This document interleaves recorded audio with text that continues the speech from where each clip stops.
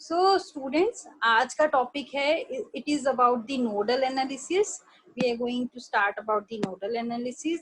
We have done with the mesh analysis that related to the KVL part. जो आज का topic है it is almost related to the KCL part. So KVL KCL का hold होना आपके लिए बहुत इंपॉर्टेंट है बाकी के एनालिसिस को पढ़ने के लिए. और बाकी theorems mostly based on the KVL and KCL law. So I hope you have done with the KCL and KVL. So we are going to start with the nodal analysis. अब nodal analysis होता क्या है, पहले मैं आपको थोड़ा सा idea दूंगी, then we will proceed with the further process. अब ये देखो नोडल का मतलब क्या होता है. नोड, मैंने एक जो ये नोड बनाया, अब नोड क्या होती है सबसे पहले हमको वो समझना है नोड क्या होती है. अब आप लोग सपोज करो, अब आपके पास यहाँ पे इस तरीके से है. ओके, अब आपके पास सपोज करो ये है आपके पास, ये इस तरीके से कोई आपके पास वो है, मतलब पाथ है जिसके बीच आपके पास सपोज यहाँ से लेके एक पॉइंट है. सपोज ये एक नोड है. सपोज मैं भी बताती हूँ नोड क्या है. अब आपको पता है इस पॉइंट यहाँ से करंट आना शुरू हुई है. सो हम सपोज यहाँ से कोई करंट I1 आ रही है और यहाँ से जो करंट है I1 ही आगे चले जाएगी और I1 ही दोबारा से यहाँ से वापस आ जाएगी. तो मतलब कोई अलग से पाथ नहीं बन रहा है.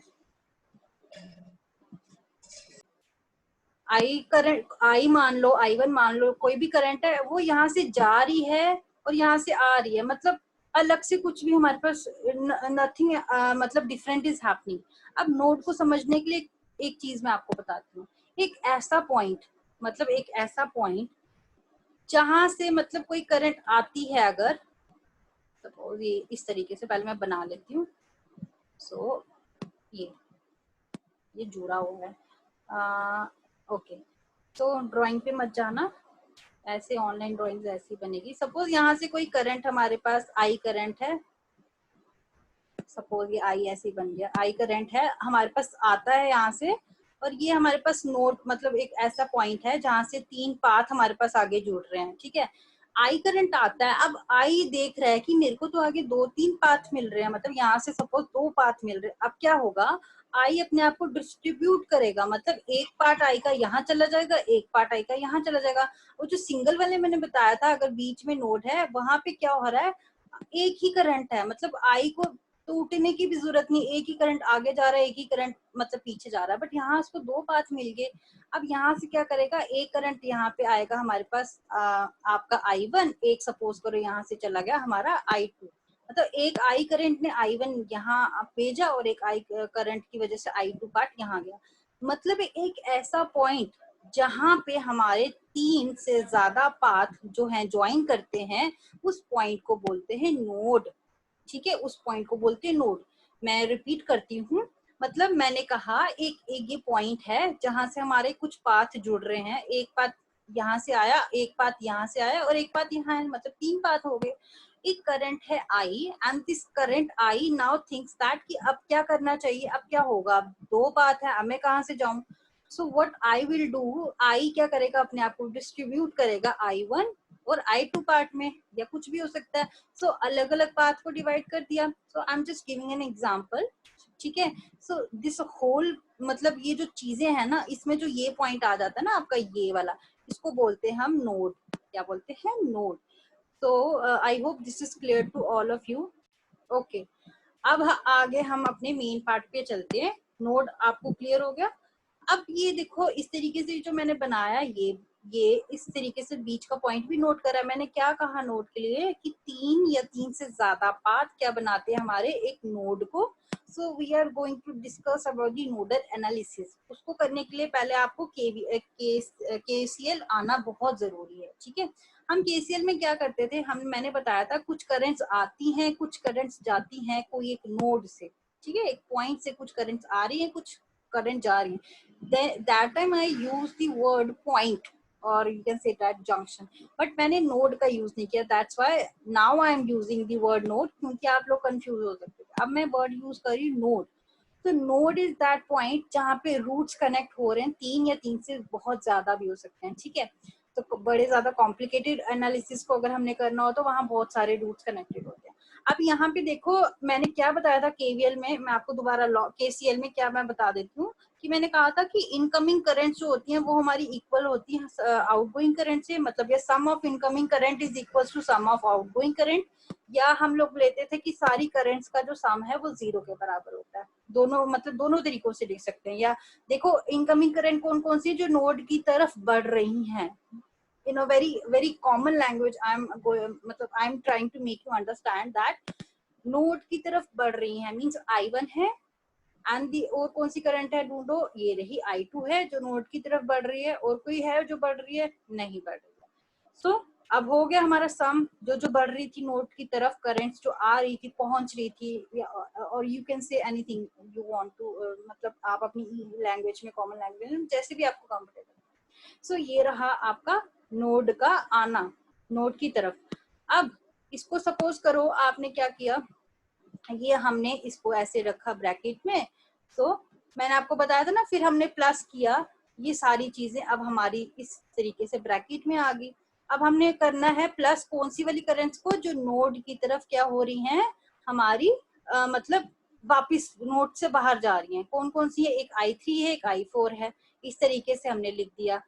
तो इनके साथ नेगेटिव साइन लगेगा, आपको पता है जब हम इसको 0 के बराबर रखते हैं। अब इसको दोबारा से हम खोलेंगे तो क्या आएगा हमारे पास, पॉजिटिव वाली करंट हम इस साइड रख देते हैं और नेगेटिव वाली करंट उस साइड ले जाते हैं, तो हमारे पास बन जाता है the sum of incoming currents equals to outgoing currents. तो हमारे पास ये चीज बन जाती है, मतलब समीशन ऑफ आई जो भी है नोड की तरफ जब हम करें 0 आना चाहिए, ये इस चीज को दर्शाता है। या फिर हम क्या कह सकते हैं, इनकमिंग करंट बराबर आउटगोइंग करंट, कुछ भी आप किसी भी तरीके से as per situation as per scenario आप लोग यूज कर सकते हो, जैसे क्वेश्चन की डिमांड है। सो यहाँ तक हम लोग कर चुके हैं। सो अब हमने नोडल एनालिसिस के पर्टिकुलर पार्ट की तरफ बढ़ना है। अब कैसे, ये तो रहा केसीएल पार्ट जो आपका अब इस्तेमाल होगा यहाँ पे, we are going to use that part in your nodal analysis. Now what we are going to do, अब नोडल एनालिसिस में आप लोग कैसे चीजों को एनालाइज करोगे, देखो अब यहाँ पे हमने करंट देखना होता है, सर्किट में करंट तो देखना होता है। हम हर जगह कैसे लिखते हैं, V/R करके लिखते थे ना चीजों को, I की वैल्यू क्या होती है, V/R। अब हमने यहाँ नोडल एनालिसिस में क्या करना है, what we are going to do exactly, we are going to see that. अब सपोज करो ये पॉइंट है एक, और एक ये पॉइंट है, ये है VA आपका और ये है VB। ये दो पॉइंट्स हैं, मतलब जहां से करंट स्टार्ट हो रही है आप कह सकते हो, या एक नोड है। हम इसको अब नोड मान के चलते हैं, आप लोग ऐसे इजीली समझो। ये नोड है VA और ये है नोड VB, दो नोड है हमारे पास, और यहाँ पे बीच पे एक रेजिस्टेंस लगा है। अब इसको कैलकुलेट कैसे करते हैं, अगर हम नोड लेते हैं।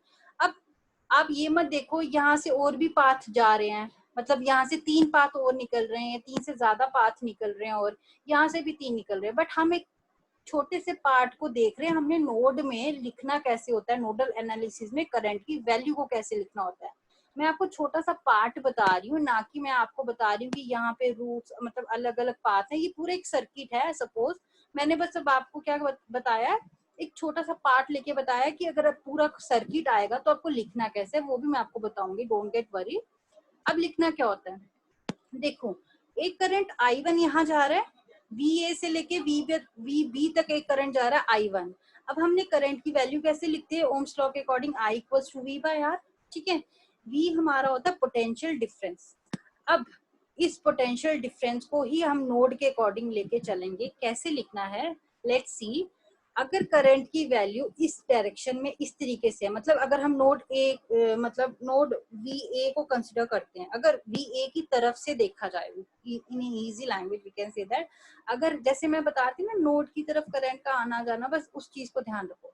अगर हम VA को कंसिडर करके चलते हैं तो हमने क्या करना है, we are going to find the value of the मतलब करंट जो इस रेजिस्टेंस में आ रही है, वो कैसे फाइंड आउट करेंगे, देखो अब VA से V की तरफ बढ़े, I1 की डायरेक्शन इस तरफ है, तो लिखने का तरीका होगा V/R। V को कैसे लिखेंगे, VA माइनस VB, मतलब पोटेंशियल डिफरेंस दो पॉइंट्स के बीच जो है हमारा, उसको ही वोल्टेज बोलते हैं। So we are going to write as VA minus VB upon R। R की वैल्यू आप लोगों को दे के ही रहेगी, मतलब सर्किट में, तो they will mostly ask that कि आई की वैल्यू बताओ।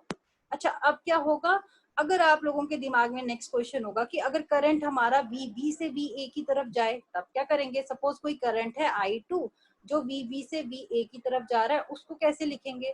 अब आप VA मतलब इसकी तरफ से नहीं देखोगे, आप करंट जहां से निकल के आ रहा है उसकी तरफ से देखोगे, मतलब पॉइंट BB की तरफ से देखोगे। तो क्या बन जाएगा हमारा I2, वो बन जाएगा हमारा बन जाएगा पोटेंशियल डिफरेंस। कहाँ से देखना है, VB से, तो VB minus VA upon R। एक चीज आपको टिप मतलब है, आपको काम आएगा, ये याद रखना, जिसकी तरफ से हम देख रहे होते हैं ना वो चीज हमेशा पॉजिटिव रहती है, बाकी सब चीजें मे बी नेगेटिव हो ही सकती हैं, और मोस्टली नेगेटिव ही होती हैं। ये मैं आगे आपको प्रूफ करके भी बताऊंगी क्वेश्चंस में कैसे हमने करना है। तो ये रहा करंट की डायरेक्शन देखना। तो ये था I1 की करंट फाइंड आउट करना और I2 की करंट फाइंड आउट करना। तो ओके, अब आपके सामने कुछ एक सर्किट इस तरीके से आपको दिख रहा है। पहले मैं आपको लिखना सिखाऊंगी, फिर न्यूमेरिकल पार्ट में चलेंगे।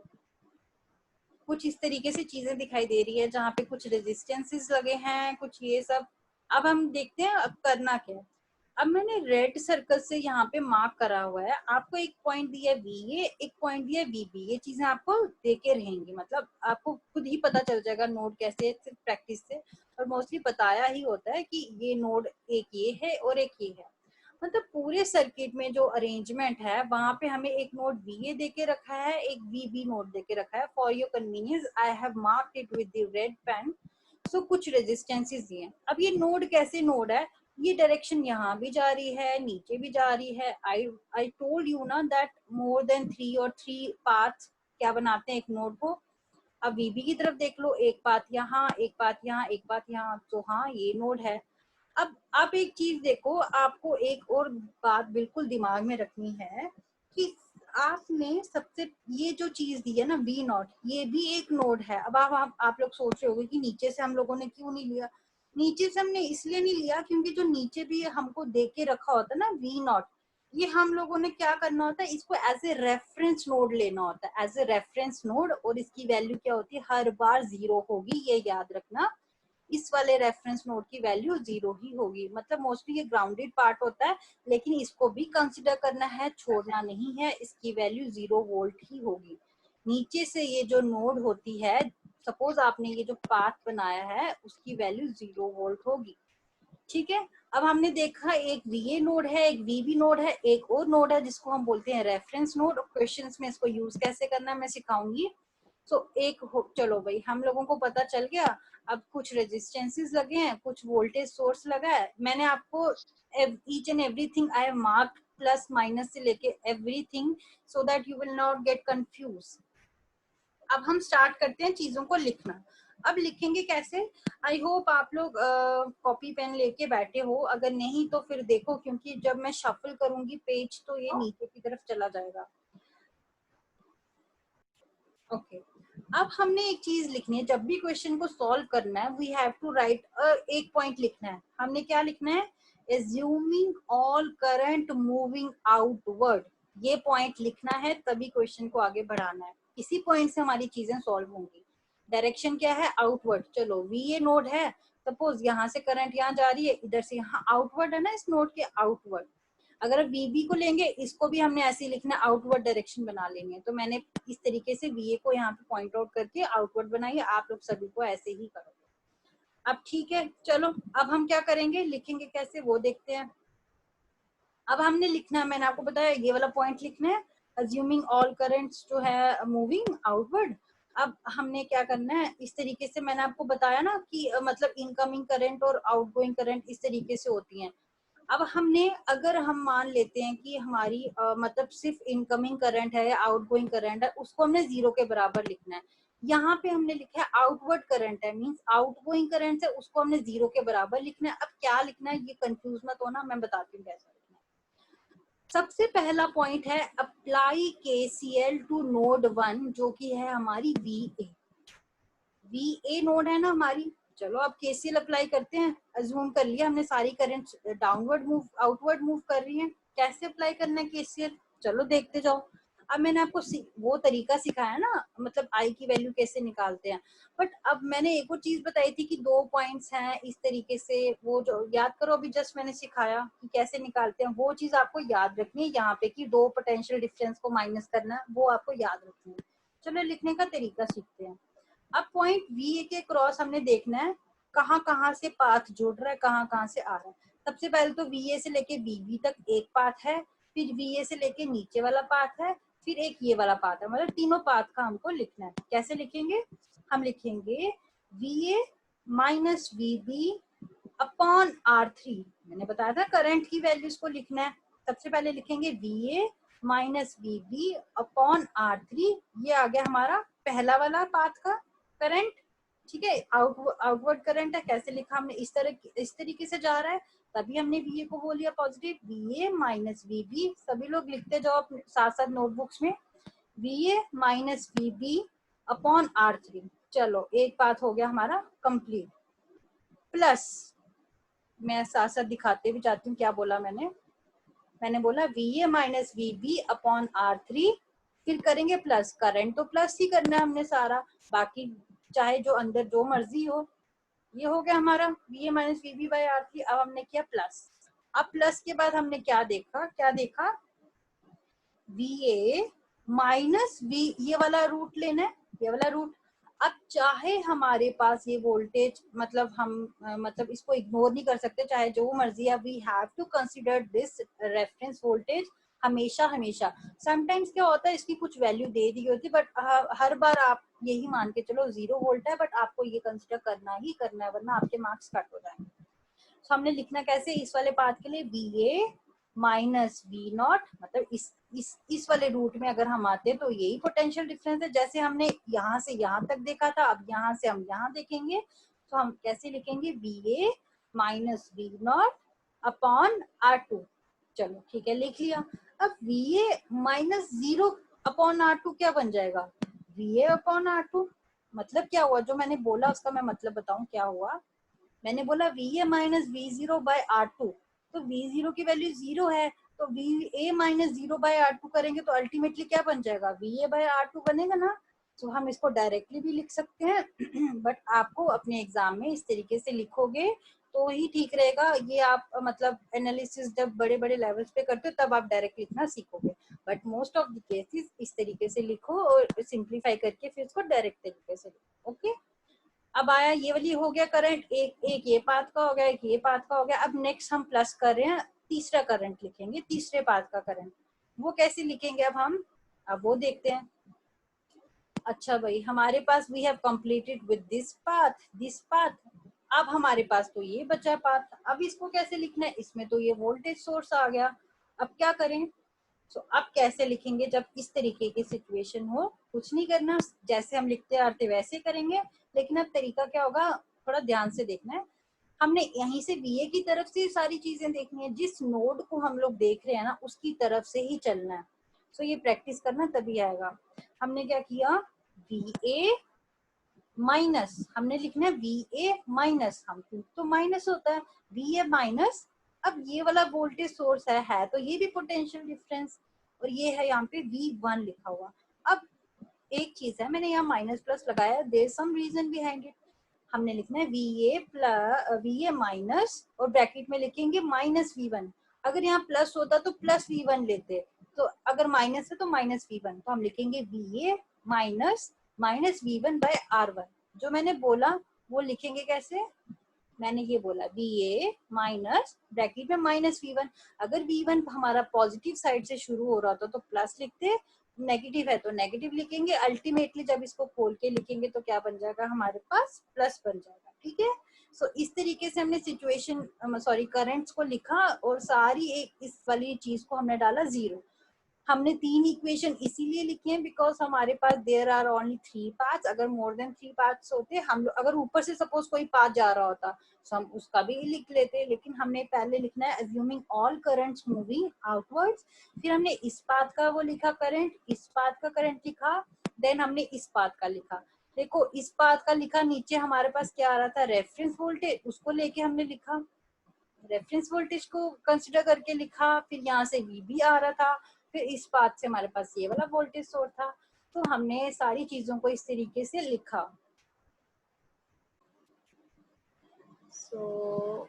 ओके, अब हमने देख लिया नोड VA पे क्या रहा। अब हमने देखा नोड नोड 2 और VB जो है उस पे हम कैसे चीजें लगाएंगे। अब देखते हैं नोड 2 पे।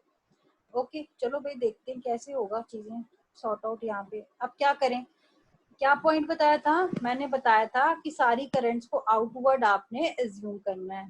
आउटवर्ड एज्यूम करने का मतलब इस तरीके से, इस तरीके से, सॉरी ये बन नहीं रहा तो ड्राइंग पे मत जाना, आपको समझाने के लिए खाली। मतलब यहाँ से करंट यहाँ जाएगा, इससे आउटवर्ड जाएगा, इससे भी आउटवर्ड जाएगा, इससे भी आउटवर्ड जाएगा। हर नोड पे हमको ये चीज अप्लाई करके ही रखनी है, ठीक है।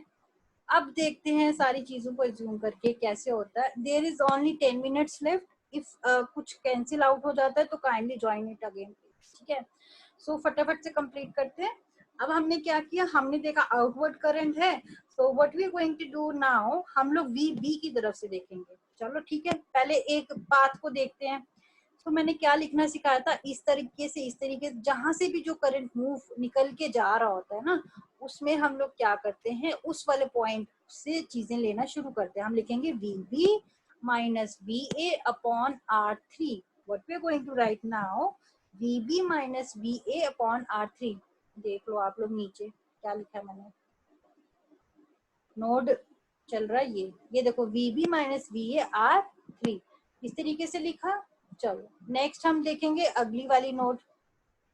चलो अब ये देखो क्या होगा, नीचे वाली करंट का देखो, नीचे वाले पाथ में देखो जब करंट आएगी वो हो जाएगा VB माइनस V0 मतलब रेफरेंस नोड अपॉन R4, ठीक है। अब V0 की वैल्यू 0 है तो हम लोग क्या लिखेंगे, VB बाय R4।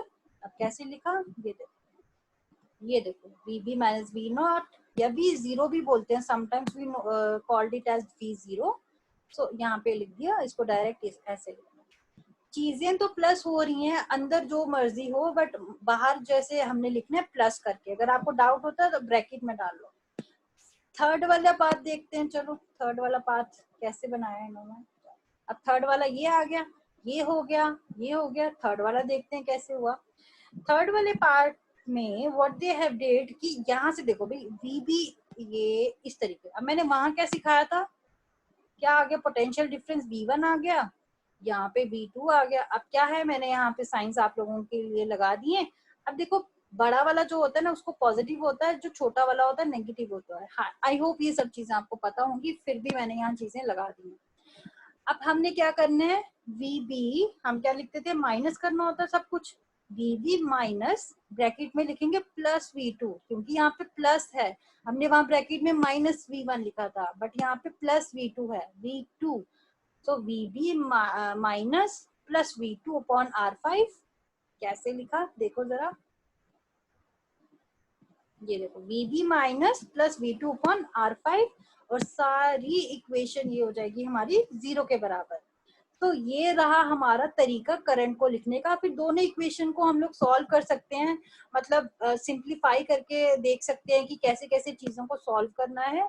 वो हम लोग मैं आपको कैलकुलेटर से भी डायरेक्ट वैल्यूज देखना सिखाऊंगी। आप लोग जैसे दो इक्वेशन को सॉल्व करते हो वो मेथड भी ले सकते हो, डायरेक्टली भी सॉल्व कर सकते हो। It is only upon you कि आप लोग कैसा देखना चाहोगे। सो अब हम एक काम करते हैं, यहाँ तक ठीक है, और फिर नेक्स्ट हम डिस्कस करते हैं इसका न्यूमेरिकल।